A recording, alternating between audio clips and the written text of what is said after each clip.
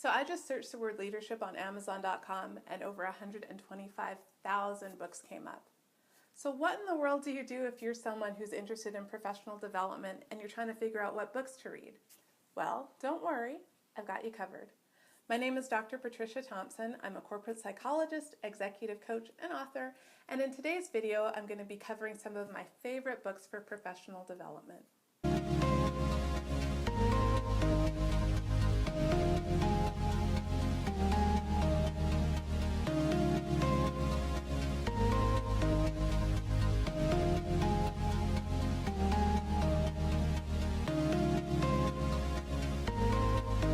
The first book I recommend is this classic by Marshall Goldsmith called What Got You Here Won't Get You There. Now the reason that I love this book is that it gives you a great reality check in outlining the 20 bad habits that can get in the way of your career. Particularly if you're someone who's really hard driving and competitive, you might be surprised to find out that some of the behaviors that you thought might help you, such as feeling like you always have to add value or need to win at all costs, can actually hold you back. In addition, Goldsmith provides helpful tips for dealing with these different bad behaviors, and I like his no-nonsense advice. For example, for people who are too sarcastic, his advice is just stop doing it. I particularly recommend this book for anyone who wants to climb the corporate ladder, but finds that sometimes your behaviors are having unintended consequences. Adam Grant's Give and Take is my second book recommendation.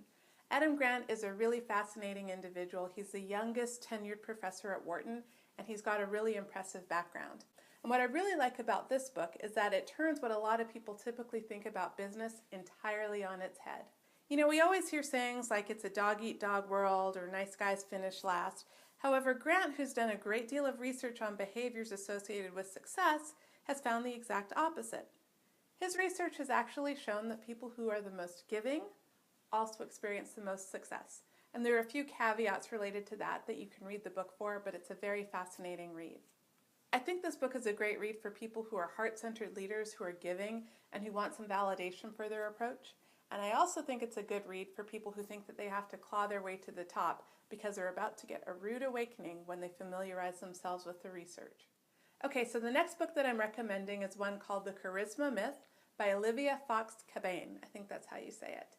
And what's really fascinating to me about this book is that I always kind of thought of charisma as something that you either have or you don't have. But in this book, she breaks down the fact that that's entirely not true and that charisma is a learnable skill. The research related to charisma shows that charisma, which is actually a combination of presence, power, and warmth, is very trainable. And in the book, she teaches the reader how to use nonverbal behavior such as eye contact, posture, and voice inflection to enhance their charisma. So I think this book is great for anybody who could use a little more it factor. Search Inside Yourself by Shadman Tan is the next book that I'm recommending, and this is a really wonderful book for anybody who wants to increase their level of emotional intelligence by developing a mindfulness practice. The author works at Google, and he's an engineer who teaches mindfulness to a bunch of Google engineers. And so because of that, the book is written in a very practical, logical, and accessible style, despite his assertion that he would also like mindfulness to eventually lead to world peace. So I recommend this book for people who would like to learn more about mindfulness, but in a very grounded way. And I have to say that his argument for world peace actually makes a lot of sense too. So if you want to contribute to world peace, you might want to start your mindfulness practice as well. The next book that I'm recommending is called For Your Improvement by Eichinger and Lombardo. The book is a little on the pricey side. It's over $100, but if you're someone who's a leader who's involved in coaching and developing people, it's a really, really helpful resource. The book provides a list of competencies that effective leaders should have and very specific things that you can do to develop in those areas. And the competencies include things like strategic skills, courage, energy and drive, personal and interpersonal skills, and a few others. And then they break those down into very specific behaviors like delegating or learning how to listen to others or how to manage conflict. I think this book is particularly great for leaders because the people on your team are going to have a variety of areas that they need to grow in, and this book provides you a really cookbook approach to giving them feedback to help them to grow in those specific areas. So if you want to come up with a bunch of action steps for a development plan for your people, this is definitely a helpful resource for you. Okay, so the next book that I'm recommending is called The Alchemist by Paulo Coelho.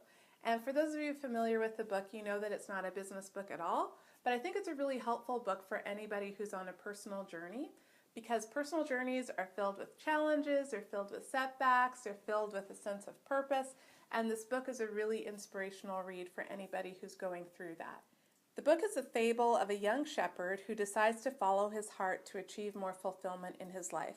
And while the path isn't an easy one, it's a valuable one that provides him with many life lessons and spiritual truths. So I recommend this book for anybody who's determined to live a meaningful life, anybody who's going through challenges, and anybody who can use a little bit of inspiration along the way. Finally, you didn't think I was going to leave my book off the list, did you?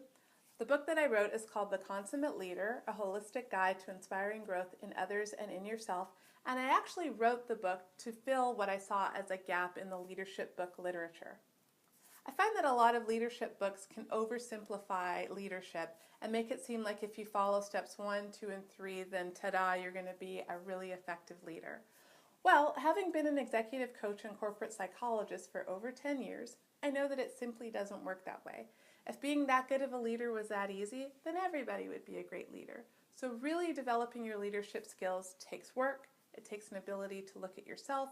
It takes an ability to dig deep and to stretch yourself and to really, really become a well-rounded person. So in the book, I take a holistic approach so that the leader can understand how choices they make in their personal lives influence their effectiveness at work.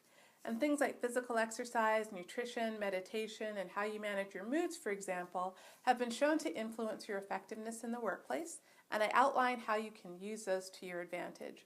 In the book, I also talk about the 7 characteristics of a consummate leader, and they include self-awareness, a sense of spirituality, being able to manage yourself, your emotions, your body appropriately, positivity, being authentic, being able to coach and develop others effectively, and also building effective relationships. And for each of those chapters, I give you a lot of research to explain why each of those characteristics are so important, and then I give you practical steps to develop in those areas, as well as personal stories and case studies from my experience as a consultant to help to bring the information to life. I know I might seem a little bit biased because I wrote it, but I really do think it's a valuable book that can help people. And if you're a little bit skeptical, go on my website and you can check out some of the other praise for the book, and also look at the reviews on Amazon because they've been really good too. So that's it for today. Those are my top few leadership books for right now. And like I mentioned, there are a bunch of leadership books out there. And so I would love it if you would give me some more suggestions in the comments. What have been some of your favorite books for professional development? And I encourage you to go to my website at www.patricia-thompson.com.